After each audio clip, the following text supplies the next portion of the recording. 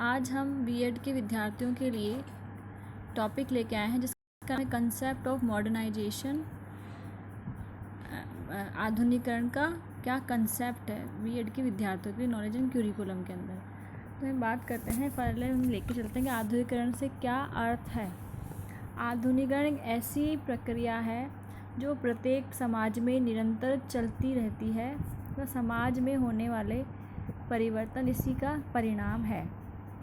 जैसे हमारी पुरानी रूढ़ियों परंपराओं में पहले कुछ और विचार थे, लेकिन अब धीरे धीरे वो परंपराएं और रूढ़ियाँ परिवर्तित होती जा रही हैं। यही कारण है कि आज प्रत्येक व्यक्ति समाज आधुनिक बनने के लिए तत्पर है तथा आधुनिकरण की इस प्रक्रिया ने जीवन के प्रत्येक क्षेत्र को प्रभावित किया है, चाहे वो घर हो, शिक्षा हो, कृषि हो, चिकित्सा हो या फिर उद्योग। सभी क्षेत्रों की कार्यप्रणाली पर इसका व्यापक प्रभाव पड़ा है। यही नहीं, धीरे धीरे हमारी सोच भी आधुनिक होती जा रही है और हम पुराने विचारों के संकुचित घेरे को तोड़कर बाहर आ रहे हैं। अब कुछ परिभाषाएं हैं जो कि अलग अलग राइटर्स ने दी है आधुनिकरण के लिए। मुरे के अनुसार आधुनिकरण का अर्थ है एक क्रांतिकारी परिवर्तन जो एक परंपरागत समाज को उन्नत, आर्थिक रूप से समृद्ध तथा राजनीतिक रूप से अपेक्षाकृत स्थिर समाज के रूप में परिवर्तित करने की ओर ले जाता है।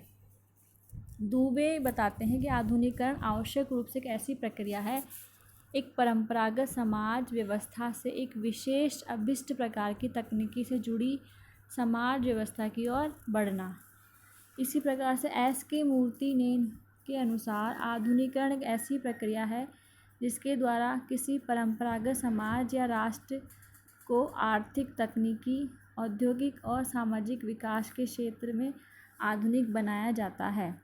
यह एक ऐसा प्रयत्न है जो अनेक आर्थिक आधार, तकनीकी व्यवस्था, औद्योगिक स्तर तथा सामाजिक संगठन में मूलभूत परिवर्तन लाने के लिए किया जाता है। यह एक विकसित राष्ट्र को अन्य विकसित राष्ट्रों के बराबर लाने वाली प्रक्रिया भी कहलाती है। अब कुछ आधुनिकरण की यहाँ विशेषताएं हैं जो कि इस प्रकार हैं। सबसे पहला, यह एक निरंतर चलने वाली प्रक्रिया है। इसके परिणाम सकारात्मक भी व नकारात्मक दोनों ही प्रकार के हो सकते हैं। इसके द्वारा होने वाले परिवर्तनों का संबंध कृषि, शिक्षा, चिकित्सा तथा उद्योग आदि क्षेत्रों से हो सकता है। आधुनिकरण का संबंध केवल कार्य प्रणाली में होने वाले परिवर्तनों से नहीं, अपितु सोच में होने वाले परिवर्तन इसमें सम्मिलित किए गए हैं। इसका संबंध समय या काल विशेष के साथ न होकर व्यक्ति के दृष्टिकोण के साथ है कि व्यक्ति का दृष्टिकोण किस प्रकार का है। केवल पाश्चात्यकरण ही आधुनिकरण की नहीं है। आधुनिकरण के लिए व्यक्तियों में परिवर्तन की इच्छा होना आवश्यक है। यह एक प्रजातांत्रिक प्रक्रिया भी है। यह एक परंपरागत समाज के तकनीकी से जुड़ी समाज व्यवस्था की ओर ले जाती है। यह प्रक्रिया व्यक्ति को भूत की अपेक्षा वर्तमान से जोड़कर रखती है। इसके लिए व्यक्तियों का दृष्टिकोण क्रियात्मक एवं यथार्थवादी होना चाहिए। अब हम बात करते हैं कि आधुनिकरण से क्या लाभ हैं। आधुनिकरण से कुछ लाभ इस प्रकार है, जैसे कि पहला हम बताते हैं कृषि में नवीन तकनीकों का प्रयोग।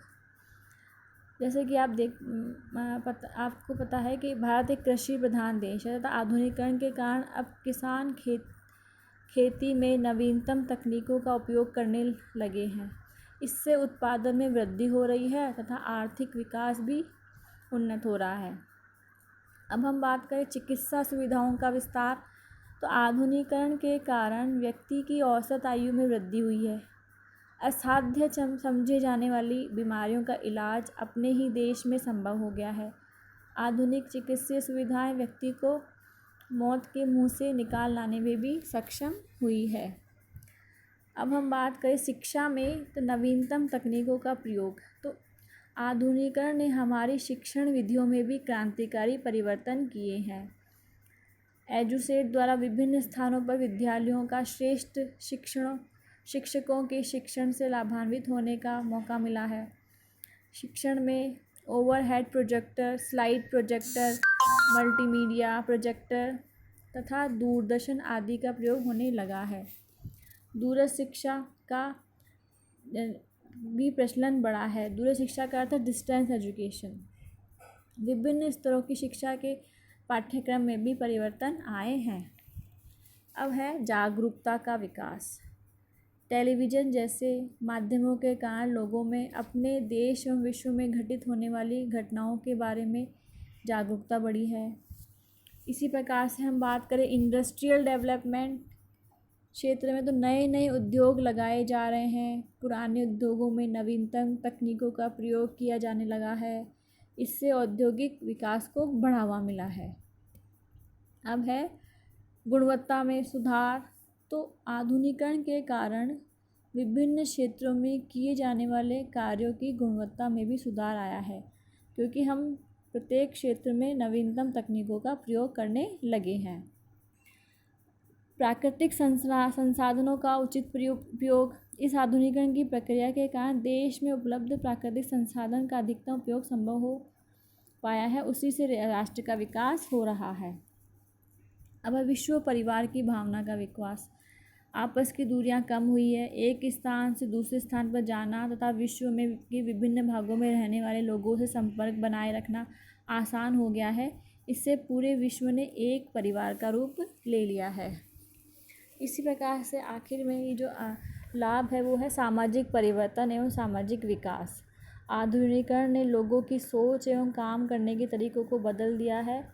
रूढ़िवादी धारणाओं एवं अंधविश्वासों में कमी आ रही है और सामाजिक विकास हो रहा है। ये तो थे लाभ। अब हम बात करते हैं आधुनिकीकरण की कुछ हानियाँ भी हैं, जो कि इस प्रकार है। परंपरा एवं आधुनिकता में संघर्ष की स्थिति। इस प्रक्रिया ने विशेष रूप से युवा पीढ़ी की सोच को पूरी तरह बदल दिया है। वे जाति, धर्म तथा गोत्र आदि के बंधनों से मुक्त हो जाना चाहते हैं, तो दूसरी ओर पुरानी पीढ़ी अभी भी अपनी पुरानी सोच को नहीं बदल पाई है, जिससे समाज के दोनों वर्गों में संघर्ष की स्थिति उत्पन्न हो गई है। दूसरी हानि है सामाजिक विकास में रुकावट। आधुनिकीकरण ने व्यक्ति को आत्म केंद्रित बना दिया है। विशेष रूप से दूरदर्शन के कारण लोग हर समय इसी से चिपके रहना चाहते हैं। लोगों का आपस में मिलना जुलना कम हो गया है। इस प्रक्रिया ने सामाजिक विकास को अवरुद्ध कर दिया है। तीसरी हानि है मानवीय मूल्यों में गिरावट। कुछ लोग आधुनिकीकरण का अर्थ पाश्चात्य सभ्यता एवं संस्कृति का अंधाकरण मानते हैं, लेकिन पाश्चात्य संस्कृति का बिना सोचे समझे अनुकरण करने से हम अपने प्राचीन सांस्कृतिक मूल्यों से कट रहे हैं और भारतीय समाज में मानवीय मूल्यों में गिरावट देखने को मिल रही है। चौथा हम बात करते हैं प्रतिभा पलायन को बढ़ावा देना। आधुनिकीकरण ने संभव कर दिया है कि व्यक्ति विश्व के किसी भी भाग में चला जाए। यही कारण है कि अपने देश में उपलब्ध विकास संबंधी सुविधाओं की कमी के कारण आज का प्रतिभाशाली युवा विदेश जाकर बस जाना चाहता है, और यह प्रतिभा पलायन राष्ट्रीय विकास के लिए घातक है। आखिर में जो हानि है वो है श्रम के प्रति निष्ठा में कमी। मशीनों पर अत्यधिक निर्भर हो जाने के कारण लोग आलसी हो गए हैं। उनमें मेहनत के प्रति आदर की भावना में कमी आई है। तो ये हमारा आधुनिकीकरण का कंसेप्ट था। धन्यवाद।